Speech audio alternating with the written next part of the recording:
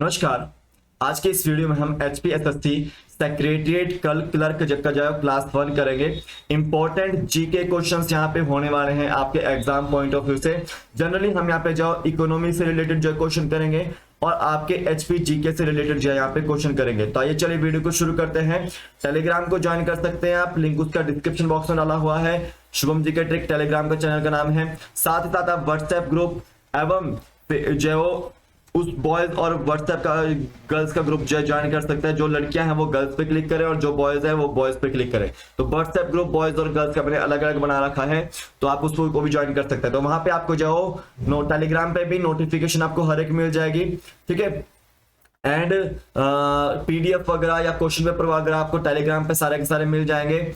और जो भी व्हाट्सएप ग्रुप होता है, जो भी वहां पे मेरे को संभव मदद देखने को मिलती है, तो वहां पे मैं आपको शेयर कर दूंगा टेलीग्राम और व्हाट्सएप ग्रुप पे, तो आप इसको ज्वाइन कर लीजिए। And Shubham GK trick application को भी डाउनलोड कर सकते हैं आप, लिंक मैंने डिस्क्रिप्शन बॉक्स में भी डाला हुआ है। प्ले स्टोर पे भी आपको मिल जाएगी, तो आप वहां से डाउनलोड कर सकते हैं। तो वहां पे स्टोर सेक्शन के अंदर जाओ, मैंने जो आपको HP GK plus India GK के जो वन लाइनर नोट्स होते हैं जो आपको काफी मदद करेंगे HPSSC के एग्जाम्स में, कोई भी एग्जाम आ रहा है, ठीक है, तो उसमें जो काफी मदद करेंगे आपको वो नोट्स, तो आप उसको जो परचेज कर सकते हैं। अब मैं आपसे क्वेश्चन पूछता हूं कि सबसे पहले तो आपको बताना है शीला पीक कहां पर है। शीला पीक कहां पर है, इसका आंसर देना कमेंट सेक्शन के अंदर। और दूसरा क्वेश्चन आपके लिए है कि RBI एक्ट कब आया था और RBI जो नेशनलाइजेशन कब हुआ था, इसका आपको आंसर देना है। ये 3 क्वेश्चन का आप आंसर दीजिए कमेंट सेक्शन में। आपको जो इसका वीडियो के लास्ट में आंसर मिलेगा। तो HPSSC सेक्रेटरिएट क्लर्क का जो है क्लास 1 है आज। सैटरडे संडे को आपको HPSSC सेक्रेटरिएट क्लर्क की क्लास जो है मिलेगी, ठीक है। अभी चलते हैं फर्स्ट क्वेश्चन की ओर। फर्स्ट क्वेश्चन है an economy in which majority portion of the income of individual is made from agriculture. देखो वो इकोनॉमी पूछी गई है, उस इकोनॉमी को हम क्या बोलेंगे जिसमें किसी भी इंडिविजुअल की इनकम जो वो कहां से आती है, वो एग्रीकल्चर से आती है, ठीक है। जो मेजॉरिटी पोर्शन है इनकम का वो इंडिविजुअल की, वो कहां से आ रहा है, वो एग्रीकल्चर से आ रहा है।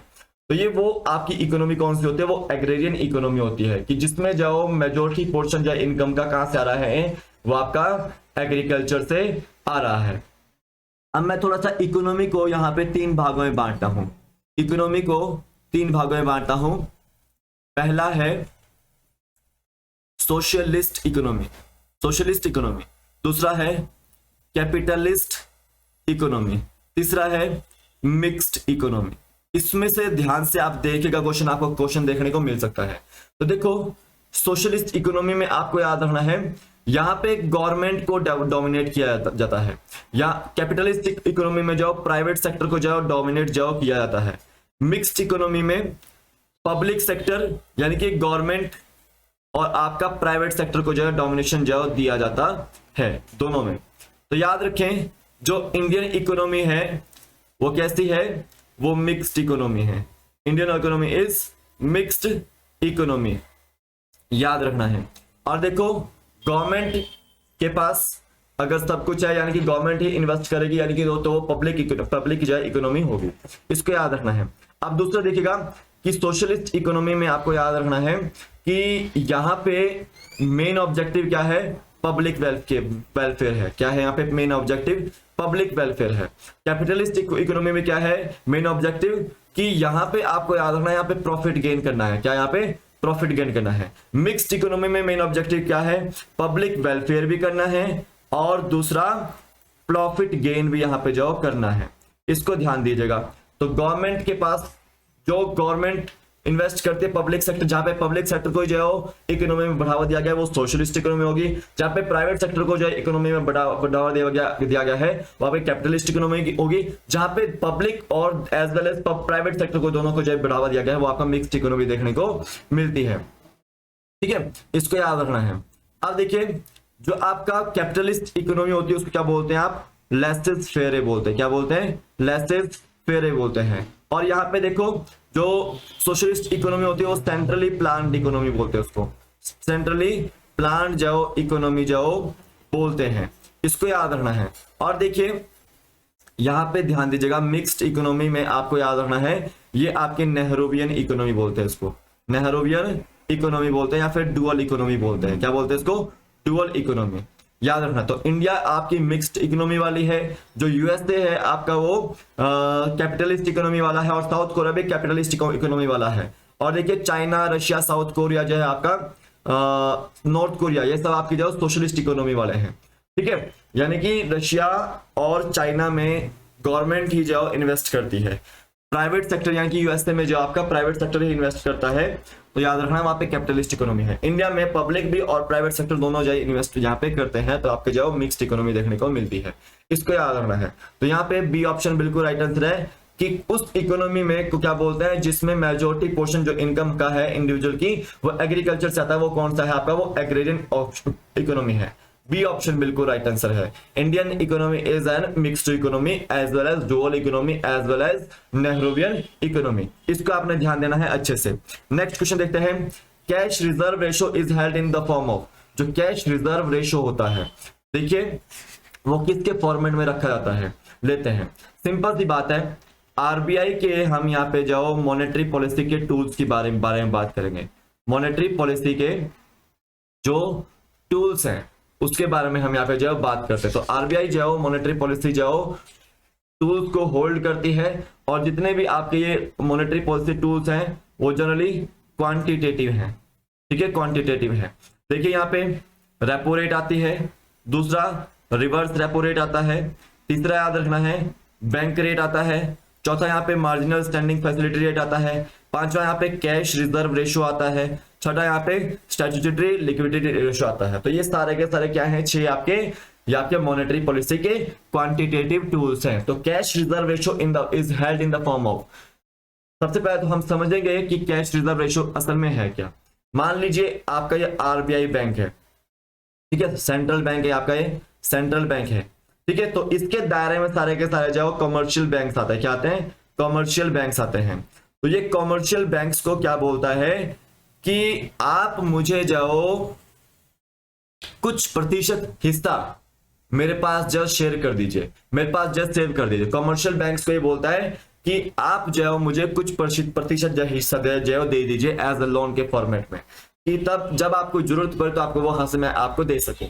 तो कमर्शियल बैंक क्या करते हैं कि कुछ प्रतिशत जो हिस्सा है जो आरबीआई के पास जस्ट सेव रखते हैं, उसको क्या बोलते हैं आप, कैश रिजर्व रेशो बोलते हैं। क्या बोलते हैं, कैश रिजर्व रेशो। हमेशा याद रखें कैश रिजर्व रेशो जो है आपका वो कैश के फॉर्मेट में लिया जाता है बैंक के द्वारा, इसको याद रखना है। तो कैश रिजर्व रेशो अभी आपका 4% के आसपास जो चला हुआ है।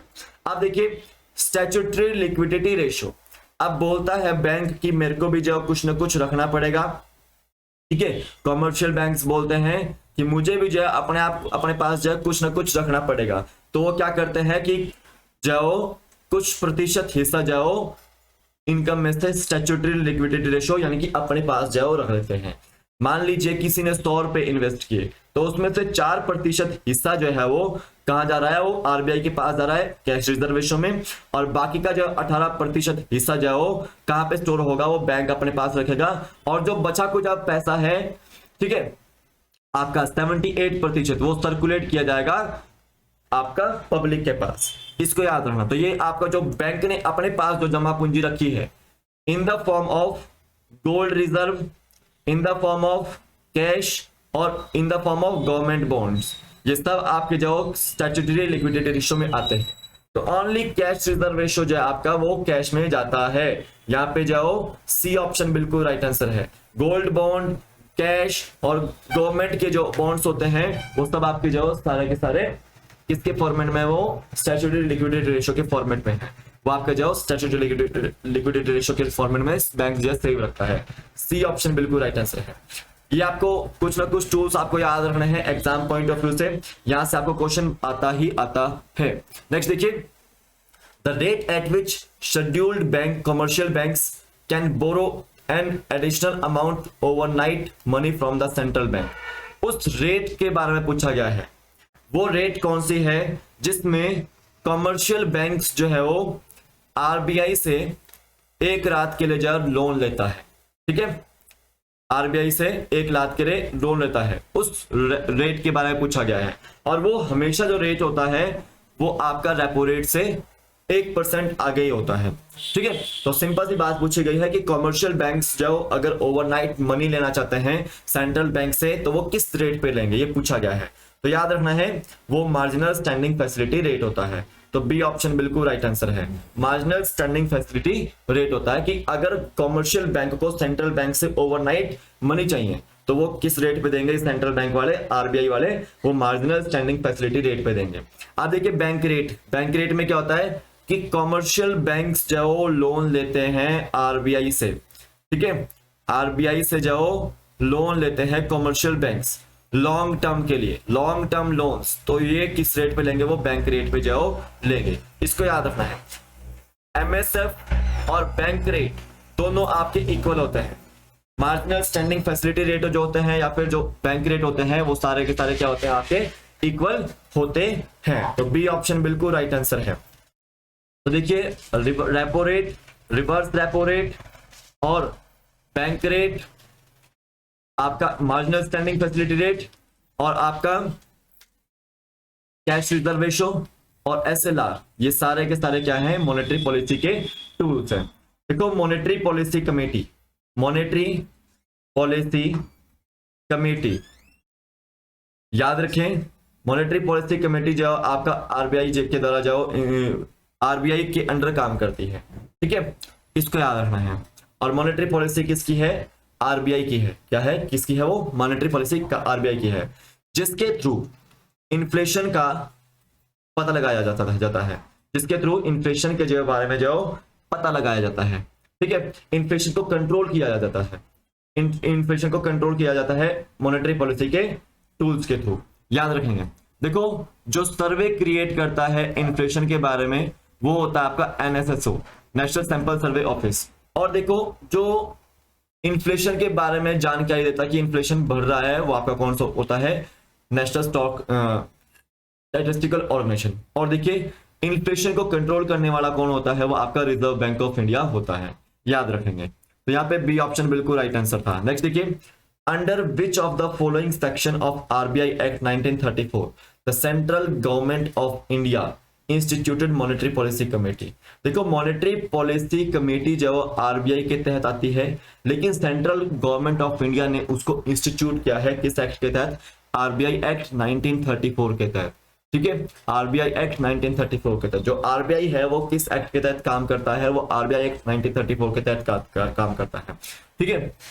तो यहाँ पे पूछा गया है कौन सा सेक्शन है जिसके तहत जो गवर्नमेंट ऑफ इंडिया ने मॉनेटरी पॉलिसी कमेटी को जो इंस्टीट्यूट जो किया है, तो सेक्शन 45ZB जो आपका सेक्शन है जिसके तहत मॉनेटरी पॉलिसी कमेटी जो इंस्टीट्यूट की गई थी, ये आपको याद रखना। तो ए ऑप्शन बिल्कुल राइट आंसर है, ठीक है। अब मॉनेटरी पॉलिसी कमेटी में 3 मेंबर आपके आरबीआई से आते हैं और 3 मेंबर आपके जो गवर्नमेंट ऑफ इंडिया करता है, लेकिन वो गवर्नमेंट ऑफ इंडिया के ऑफिशियल्स गवर्नमेंट ऑफ इंडिया की तरफ से नहीं होते, वो ऑफिशियल्स होते हैं उनके, ठीक है। तो सिंपल सी बात याद रखनी है, आरबीआई का गवर्नर, आरबीआई का डिप्टी गवर्नर एक, और आपका जो डायरेक्टर होता है आरबीआई का वो आपका यहाँ पे 3 पार्ट रहते हैं, और ये 3 आपके जो गवर्नमेंट ऑफिशियल्स होते हैं गवर्नमेंट ऑफ इंडिया के। तो यहाँ पे आरबीआई की मॉनेटरी पॉलिसी कमेटी में टोटल 6 मेंबर्स देखने को आपको जो है मिलते हैं, इसको आपने याद रखना है।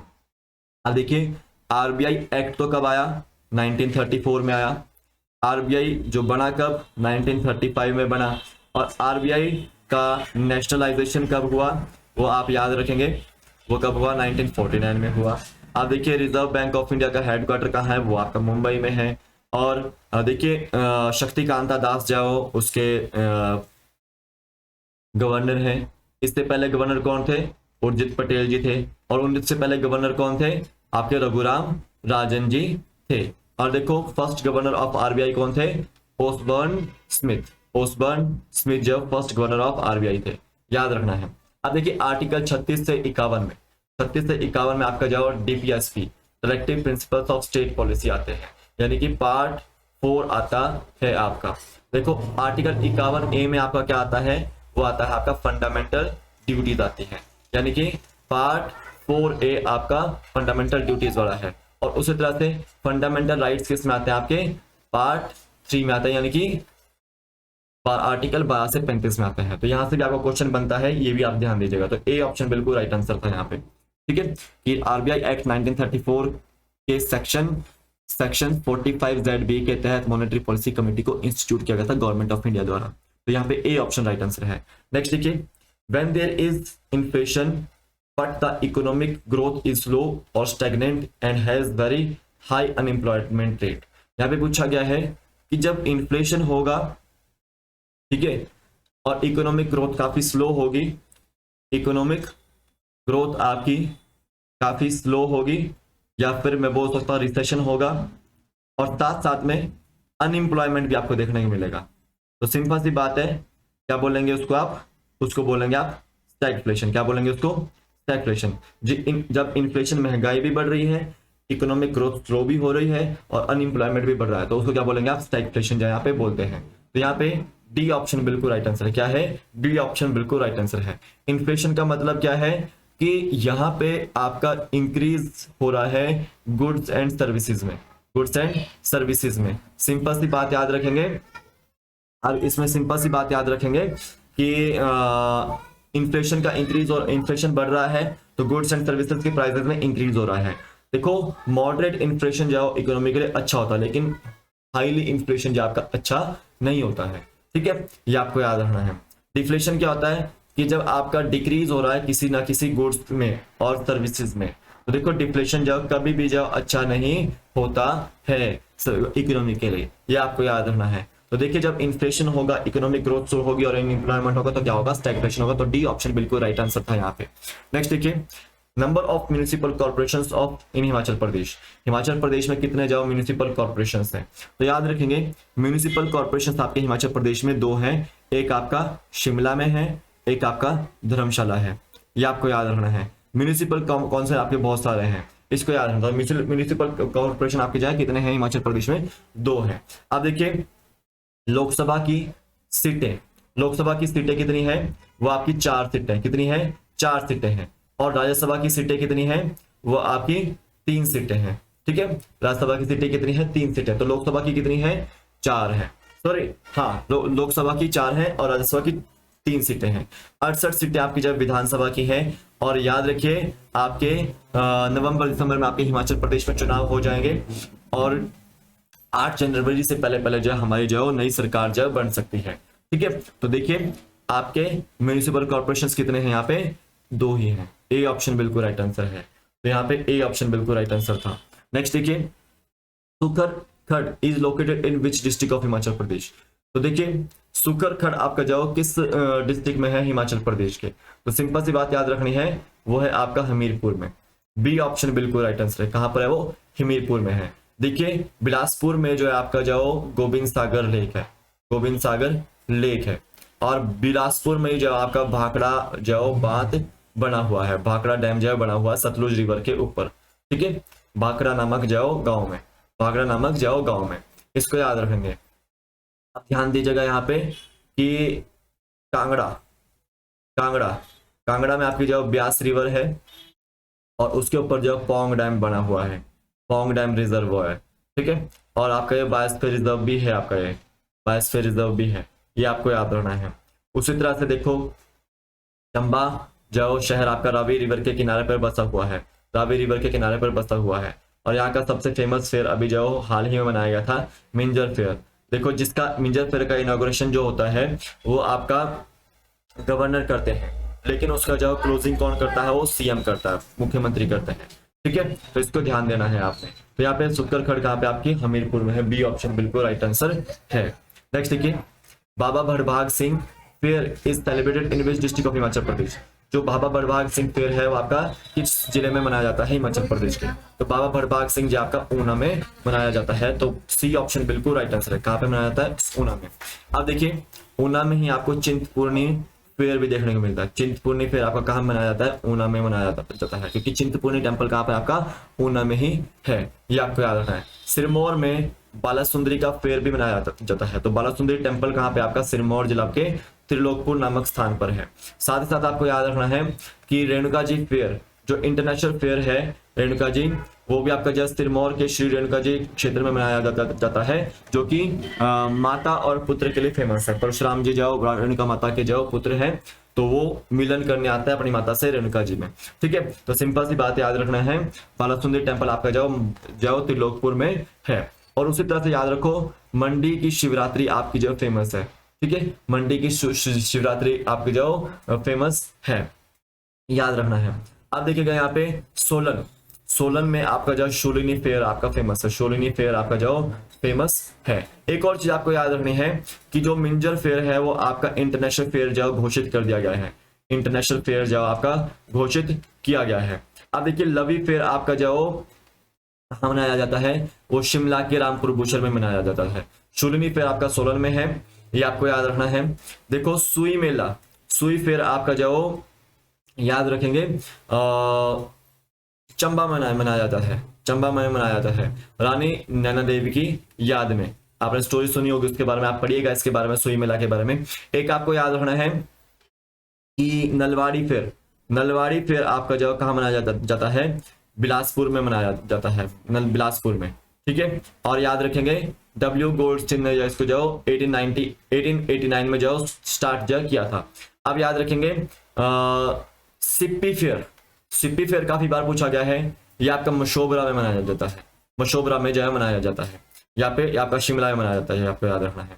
ठीक है, आपको याद रखना है एक है आपका डुंगरी फेयर, डुंगरी फेयर आपका जो मनाली में जो है मनाया जाता है। कहाँ पे, मनाली में जो कुल्लू मनाली में जो है मनाया जाता है। ये आपका जो समर्पित किया गया है हिडिंबा देवी को।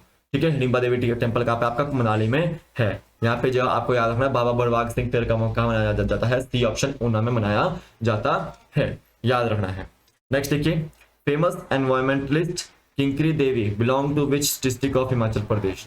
तो देखो फेमस जो एनवायरमेंटलिस्ट है किंकरी देवी वो किस डिस्ट्रिक्ट से जो बिलोंग करती है, तो याद रखेंगे वो आपका सिरमौर जिला के संगड़ा से जो आपकी बिलोंग जो करती है। तो ए ऑप्शन बिल्कुल राइट आंसर है। किंकरी देवी पार्क भी आपका जो संगड़ा में जो बनाया गया है, ठीक है, उसको याद रखना है।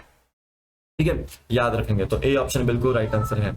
अब देखिए कांगड़ा के बारे में बता देता हूँ कि ज्वालामुखी टेम्पल, ज्वालामुखी टेम्पल आपका कांगड़ा में है। चामुंडा देवी टेम्पल कहाँ, कांगड़ा में है। ठीक है, बैजनाथ टेम्पल आपका कांगड़ा में है। ठीक है, और देखिए मसरूर रॉक कट टेम्पल जो आपका कांगड़ा में है, और साथ साथ जाओ ब्रजेश्वरी टेम्पल आपका जाओ कांगड़ा में है, जिसको इन्वेड किया गया था काफी समय पहले। ब्रजेश्वरी टेम्पल को याद रखेंगे वो कांगड़ा में है। अकबर से रिलेटेड जो टेम्पल आपका ज्वालामुखी है, जहाँ पे अकबर का जो टॉम्ब वहां पर देखने को मिलता है। ठीक है, छत्र देखने को मिलता है जो चढ़ाया था। ठीक है, और याद रखना है इसके बारे में। ज्वालामुखी से जो आपका फिरोज शाह जो तुगलक है वो 1365 ईस्वी में जो है वो काफी सारे जो 1300 पुस्तकें ले गया था वहां से चुरा कर। और ब्रजेश्वरी टेम्पल पे जो आपका 1009 ईस्वी में, और नगरकोट पे जो 1009 ईस्वी में मोहम्मद गजनवी ने जो अटैक किया था, ये भी आपको याद रखना है। मोहम्मद गजनवी ने जो अटैक जो किया था कांगड़ा फोर्ट के ऊपर, ब्रजेश्वरी टेम्पल के ऊपर, इसको याद रखना है आपने। ठीक है, जो चंबा शहर है उसकी उसका जो खोज किसने की थी वो याद रखना है, साहिल वर्मन ने जो उसको बसाया था। ठीक है, और जो चंबा रियासत है उसकी जो खोज आपकी मारू वर्मन ने जो की थी, ये आपको याद रखना है। ठीक है, तो यहाँ पे ए ऑप्शन बिल्कुल राइट आंसर था कि किंकरी देवी जो एनवायरमेंटलिस्ट थी वो कहाँ की जो थी, वो आपकी शिमला की, सिरमौर की थी। कहाँ की थी वो, सिरमौर। ए ऑप्शन राइट आंसर है। अब देखिए हाटू पीक पूछी गई है आपसे, हाटू पीक जो कहाँ पर है, तो हाटू पीक आप याद रखेंगे वो आपकी जो शिमला में है। कहाँ पे आपकी वो, शिमला में है। तो ए ऑप्शन बिल्कुल राइट आंसर है।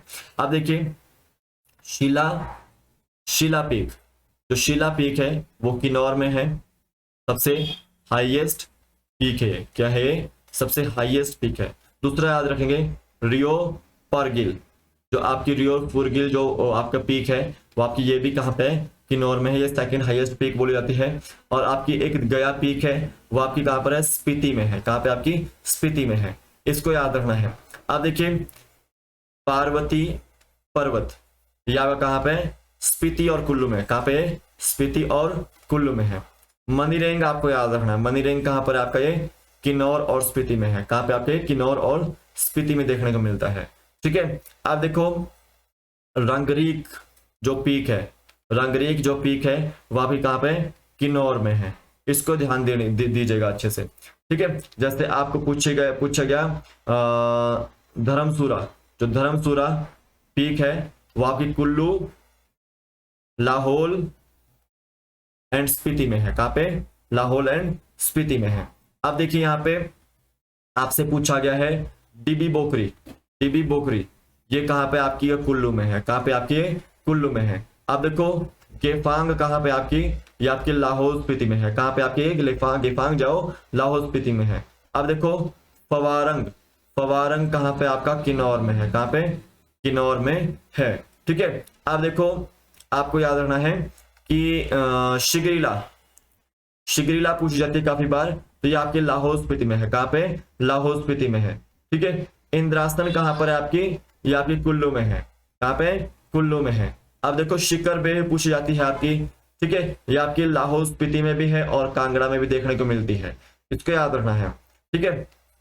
आपका कोआ, कोआ 1, कोआ 2, कोआ 3 और कोआ 4 ये लाहौल स्पीति में देखने को मिलती है।